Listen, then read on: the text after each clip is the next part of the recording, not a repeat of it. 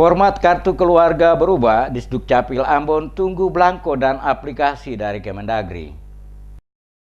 Format kartu keluarga atau KK akan mengalami perubahan dari semula 14 kolom menjadi 16 kolom. Penambahan dua format baru ini resmi diberlakukan secara nasional di seluruh Indonesia pada Juni 2018 mendatang. Penambahan dua kolom tersebut adalah golongan darah dan nomor surat nikah atau akta perkawinan. PLT Kepala Dinas Kependudukan dan Catatan Sipil Disdukcapil Kota Ambon, Seli Haurisa mengatakan penambahan dua kolom baru itu merupakan instruksi dari Kementerian Dalam Negeri atau Kemendagri. Dikonfirmasi DMS Media Group di sela-sela Musrembang RKPD Kota Ambon tahun 2019 yang digelar Rabu pagi, Haurisa membenarkan jika hal itu tertuang dalam Permendagri nomor 118 tahun 2017 tentang belangko KK, register, dan kutipan akta pencatatan sipil. Menurutnya hingga saat ini dua kolom baru dalam KK itu belum diterapkan karena pihaknya masih menunggu belangko dan aplikasi dari Kementerian Dalam Negeri. Penggunaan KK lama masih diperbolehkan sambil menunggu belangko dan aplikasi baru dari Kemendagri.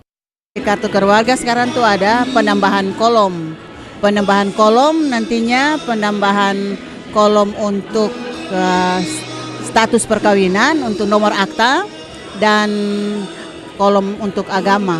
Capil siap untuk melakukan perubahan-perubahan karena memang itu harus diterapkan di seluruh Indonesia.